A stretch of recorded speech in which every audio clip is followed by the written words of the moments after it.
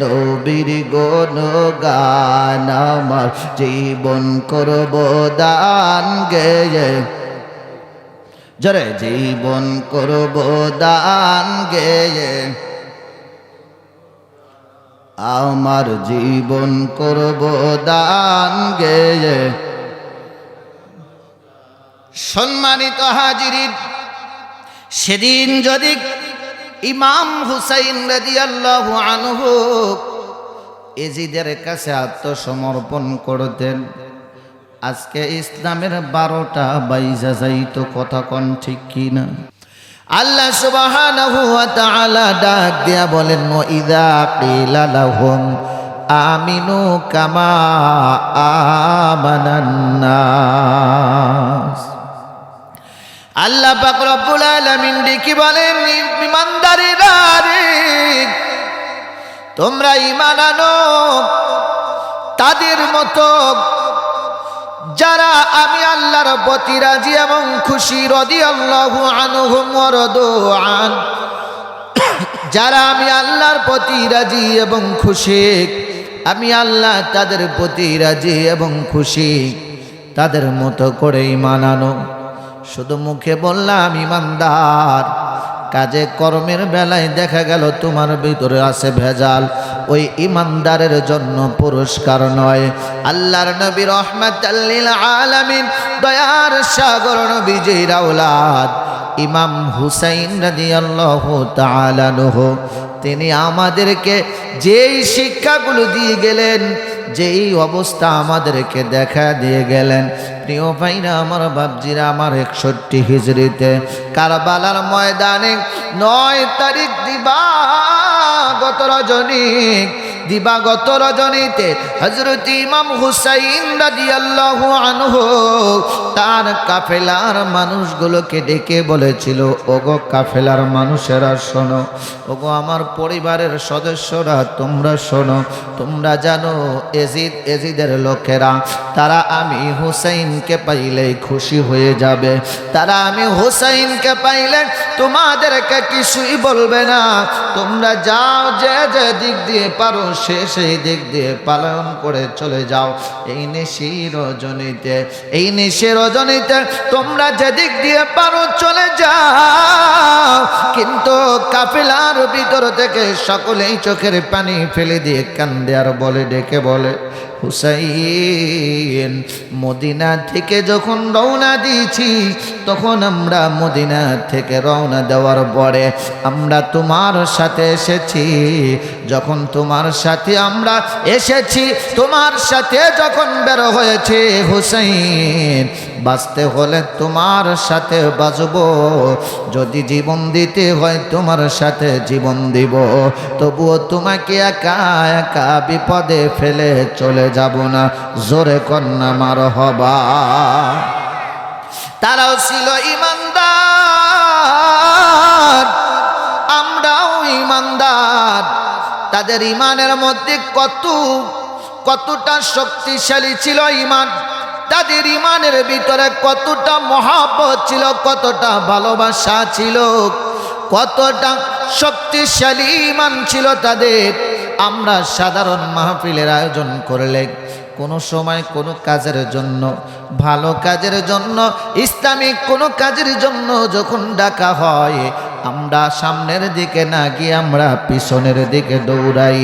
আর ওই দিন যদি আমরা থাকতাম, বলতাম, হুসাইন যাও যাও, তুমি চলে যাও, তুমি যুদ্ধ করো, আমরা যুদ্ধ করব না। যেমন বলেছিল হযরত মুসা আলাইহিস সালাতু ওয়াস সালাম, নীল নদ পার হয়ে আসলেন 12টা গোত্রের বনি ইসরাঈলদেরকে নিয়ে নীল নদ আল্লাহ তাআলা পার করে দিলেন 12টা রাস্তা দিয়ে। পার হওয়ার পরে তারা বলতে লাগলো, ওগো মুসা, আমরা অনেক ক্লান্ত হয়ে গেছি, অনেক তৃষ্ণাকাতর হয়ে গেছি, আমাদের জন্য পানির ব্যবস্থা করো। ওই মুহূর্তে হযরত মুসা আলাইহিস সালাতু ওয়াস সালাম, তিনি পাথরের উপরে তার লাঠি দিয়ে আঘাত করলেন। আঘাত করার সঙ্গে সঙ্গে ওই পাথরের মধ্য থেকে 12টা ঝর্ণা বের হয়ে গেল। সম্মানিত হাজিরিন, তারা বলতে লাগলো, মূসা আমরা ক্ষুধার্ত, আমরা তো বাড়ি থেকে খাবারের কোনো কিছু আনি নাই, এখন আমরা কি খাবো? আমাদের জন্য খাবারের ব্যবস্থা করো। মূসা আলাইহিস সালাতু ওয়াস সালাম আল্লাহর কাছে আরজি জানালেন। আল্লাহ পাক রব্বুল আলামিন আসমান থেকে খাদ্য পাঠালেন। তারা আসমানি খাদ্য খাইলেন। আল্লাহ পাক রব্বুল আলামিন ডেকে বললেন, মূসা তোমার লোকদেরকে নিয়ে চলে যাও ফিলিস্তিনে, বাইতুল আকসা, মসজিদুল আকসা ওখানে আছে, বাইতুল মুকাদ্দাস সেখানে আছে। ওই জায়গা ফিলিস্তিন একটা জালিম বাদশা নিয়ন্ত্রণ করতেছে, তার সাথে যুদ্ধ করে তুমি বিজয় লাভ করো, ওই ফিলিস্তিনের বাইতুল আকসা মসজিদ তুমি দখল করো।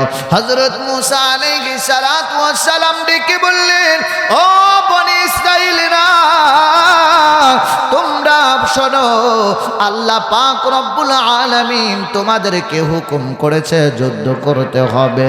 এখন তারা বলতে লাগলো, মূসা তুমি যুদ্ধ করো, তুমি আর তোমার আল্লাহ দুইজন মিলে যুদ্ধ করো, আমরা যুদ্ধে যাইতে পারবো না, কারণ ওই জালিম বাদশা অনেক বড় শক্তিশালী, আমরা গেলে আমরা যাওয়ার সাথে সাথে আমাদেরকে শেষ করে ফেলবে, আমরা যাব না।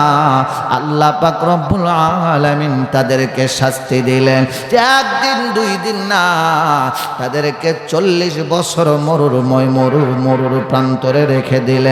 তারা সারাদিন হাঁটতে হাঁটতে সন্ধ্যার সময় ক্লান্ত হয়ে যায়, ভাবে আর সামান্য গেলেই আমাদের রাস্তা শেষ হয়ে যাবে, কিন্তু রাতের বেলা তারা ঘুমিয়ে পড়ে। সকালে ঘুম থেকে ওঠার পরে দেখে যেখান থেকে হাঁটা শুরু করেছে সেখানেই আমরা আছি।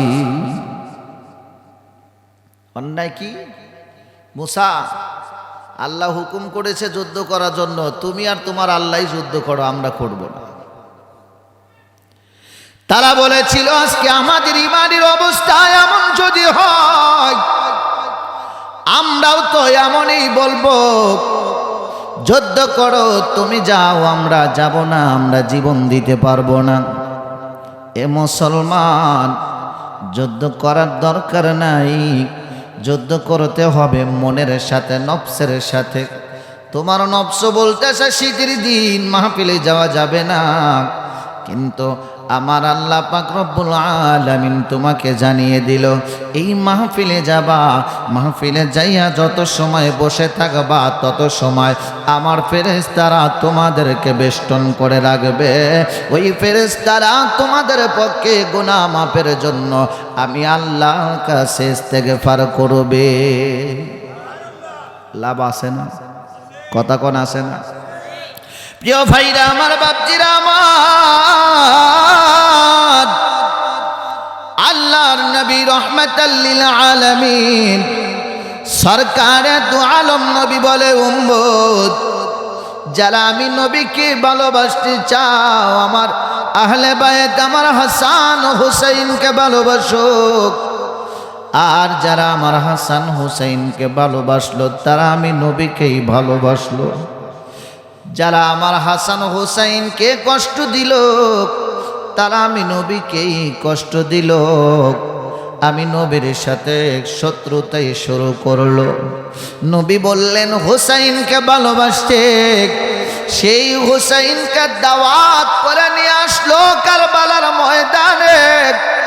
প্রিয় ভাইরা আমার, বাপজিরা আমার, কারবালার ময়দানে তো হুসাইন রাদিয়াল্লাহু আনহু তিনার আসার কথা নয়, তার যাওয়ার কথা কুফায়। কুফায় না গিয়ে তিনি আসলেন কারবালার ময়দানে। একটু মিলিয়ে নেবেন, একটু মনোযোগ দিয়ে কথাগুলো শুনবেন। সেদিন হুসাইনের বিপক্ষে 22,000 মানুষ ছিল। তাদের মাথায় ছিল জুটুপি, মাথায় ছিল পাগড়ে, পরনে ছিল জুব্বা, মুখে ছিল দাড়ি। তারা নামাজ পড়তো। 10 তারিখ সকালবেলা ফজরের আজানের সময় যখন হয়, হুসাইনের কাফেলায় আজান হয়। এজিদের কাফেলায় আজান হয়, এজিদের কাফেলার আজানের ধ্বনি থেকে ভেসে আসে হুসাইনকে হত্যা করে হলেও আমরা আমাদের ক্ষমতা টিকিয়ে রাখব। আর হুসাইন রাদিয়াল্লাহু আনহু তিনার আজানের ধ্বনি থেকে ভেসে আসে জীবন দিয়া হলেও নানার রেখে যাওয়া ইসলামকে ধরে রাখবো। জোরে কোন মারহাবা। আল্লাহর নবীজির আহলে বাইত আওলাদের বিপক্ষে যারা দাঁড়াইছিল তারা মুসলমান, তারা ছিল মুসলমান, টুপিওয়ালা, জুব্বাওয়ালা, দাড়িওয়ালা, নামাজিওয়ালা, হজ করনেওয়ালা, রোজা করনেওয়ালা। কথা কোন ঠিক কিনা? আজকে আমার বাংলাদেশে এক দল আর এক দলকে মারতেছে, এক গ্রুপ আর এক গ্রুপকে মারতেছে। মাজারওয়ালারা যারা এই দেশে ইসলাম নিয়ে আসলো, এই দেশে ইসলাম প্রতিষ্ঠিত করলো, যাদের কারণে আমরা পাইলাম নামাজ, যাদের কারণে পাইলাম টুপি, যাদের কারণে আমরা পাইলাম রোজা, যাদের কারণে আমরা পাইলাম হজ, যাদের কারণে আমরা পাইলাম কোরআন, যাদের কারণে আমরা পাইলাম মসজিদ, আজকে তাদের মাজারের উপরে আঙ্গুল তোলে, তাদের মাজারগুলো ভাঙতে যায় টুপিওয়ালা, দাড়িওয়ালা, জুব্বাওয়ালারা। কথা কন ঠিক কিনা? ওই দিনে যে মুসলমান ছিল, ওই দিনেও মুসলমানেরা হুসাইনের বিপক্ষে তরবারি তুলেছে। আজকে ওলি আল্লাহর বিপক্ষে তরবারি যারা তুলে তারাও মুসলমান। এইবার একটু মিলিয়ে দেখেন ওই দিনে কারা ছিল আর আজকের দিনে কারা। অন্য দেশের সবাই নিজের চিন্তায় বিভোর, আর আমার বাংলাদেশ পৃথিবীর মধ্যে ছোট্ট একটা দেশ বাংলাদেশ, পৃথিবীর মধ্যে মুসলিম দেশের মধ্যে বাংলাদেশ একটা মুসলিম দেশ। এত সুন্দর একটা দেশ, যেই দেশে উলামা একরামের দেশ, যেই দেশে হাফেজে কোরআনের দেশ, যেই দেশে অসংখ্য হাফেজ আছে, যেই দেশে অসংখ্য উলামা একরাম আছে, যেই দেশে আছে ওলি আল্লাহরা, জমিনের উপরে ওলি আল্লাহরা আছে, জমিনের নিচে ওলি আল্লাহ। কথা কোন ঠিক কিনা? এই দেশে একজন মুসলমান আর একজন মুসলমানকে মারে। কথা কোন ঠিক কিনা? অন্য দেশে বেঈমানেরা মুসলমানদের মারে, আর আমার দেশে মুসলমান হইয়া মুসলমানকে মারে। আমার নবী কয়, সাহাবীরা রে, তোমরা যুদ্ধের ময়দানে যাবে, তবে শোনো, কাফের বেঈমানদেরকে তোমরা আগে আঘাত করতে যাবে না। তারা যখন আঘাত করবে তোমরা পাল্টা জবাব দিবে। আর আমার দেশের নিয়ম হলো আগে মারতে পারলেই নাম। কথা কয় না? আরো জোরে কর। কি কথাগুলো ঠিক আছে? ঠিক আছে না? এগুলোই ওয়াজ। চতুর্দিক থেকে আপনার ইমানটা নষ্ট করার জন্য পাইতারা করতেছে। নামাজ পড়তেছেন, বাধা নাই, রোজা করতেছেন, বাধা নাই, কিন্তু দেখবেন আমার নবীর প্রেম যেই আমলে আছে ওইটাতেই বাধা। কথা কয় না? নবীর প্রেম যে আমলে, যে আমলটা করলে নবীর প্রেম বাড়বে, ওই আমলেই বাধা, আর কোনো জায়গা বাধা না। জান্নাত আছে কোন জায়গায়? দুনিয়াতে জান্নাত বেচা কিনা হয়, সমস্যা নাই। একদিন জান্নাত বিক্রি করেছিল বাহালুল পাগল। শুনছেন না? হ্যাঁ, বাহালুল পাগল জান্নাত বিক্রি করেছিল। একজনের কাছে জান্নাত বিক্রি করে, পরে আবার যায় আর একজন কিনতে কয়, সুযোগ নাই। সেই বাহালুল পাগল আর নকল করতে চায় আমার বাংলাদেশের মুসলমান। এরা জান্নাত এমনি এমনিতেই দিয়ে দেয়। আমার এলাকায় এক ওরস টাকা, এই দেশে 313 জন আউলিয়া একসাথে আসে। শুনছেন তো এগুলো? হ্যাঁ, 313 জন ওলি, আল্লাহর ওলি একসাথে আসে এই দেশে, বাংলাদেশে। তো 313 জন, যে 313 জন বা 360 জন যে ওলিরা এসেছিল, তাদের মধ্যে হজরত শাহ মুখলেস, হজরত শাহ শরীফ জিন্দানি রহমতুল্লাহ আলাইহি আছেন। কথা কোন আছেন? তো তিনি হলেন হজরত খাজা মাইনুদ্দিন চিশতি রহমতুল্লাহ আলাইহির পীর ও মুর্শিদ। হজরত খাজা উসমান হারুনি রহমতুল্লাহ আলাই, উনার পীর হলো শাহ শরীফ জিন্দানি রহমতুল্লাহ। এই দেশের মানুষের কত ভাগ্য ভালো, এই দেশের মানুষের ভাগ্যটা কত ভালো যে খাজা বাবার দাদা পীর আছে এই দেশে। এই দেশ মানুষ নজর দিয়ে রাখছে। অন্য দেশগুলো এই দেশের উপরে এত নজরদারি করছে কেন? একবারও কি ভেবে দেখছে? একবারও কি ভেবে দেখছেন? সৌদি আরব হলো স্বর্ণের খনি, নাকি? স্বর্ণের খনি, তেলের খনি। অন্য অন্য দেশে স্বর্ণের খনি, তেলের খনি আছে না নাই? এদেশেও খনি আছে না নাই? তো যে দেশে যে খনি থাক না কেন, সর্বোচ্চ খনি হলো এই বাংলাদেশ, হলো অলি আল্লাহর খনি। যারা আল্লাহর কাছে চাইলে একটা তেলের খনিকে যদি তারা আল্লাহর কাছে চায় যে আল্লাহ 100টা খনি দিতে হবে, এই বাংলার জমিনে মাটির নিচে 100টা খনির ব্যবস্থা করে দিতে পারে। কিন্তু আমার বাংলাদেশের মানুষের অভাবে ফুরায় না কেন জানেন? এই দেশের মানুষগুলো মানে চোরের আড্ডাখানা বানাইছে। মানে যে যখন ধান্দা করে, যে যেরকম ধান্দা করে যাইতে পারে, এই চিন্তাই বিভোর। সম্মানিত হাজিরিন, সে যে দলেরই হোক না কেন, একটাই কথা, ইমানকে বাঁচিয়ে রেখে কবরে যেতে হবে। কথা বলেন ঠিক কিনা?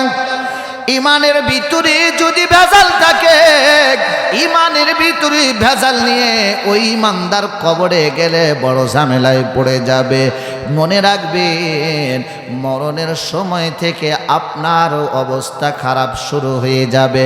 যদি ইমানদার হও, নির্ভেজাল ইমান নিয়ে যদি যাইতে পারো, মরণের সময় আমার নবী বলে, উম্মত, মরণের সময় প্রত্যেকটা মানুষকেই কষ্ট দেওয়া হয়, কিন্তু ইমানদার যারা, তাদের কেউ কষ্ট দেওয়া হলেও তারা কষ্ট পাবে না। কারণ আমি নবী, রহমতের নবীজির নূরানি চেহারা মুবারকের দিকে তাকায়া তাদের সকল কষ্টগুলো ভুলে যাবে।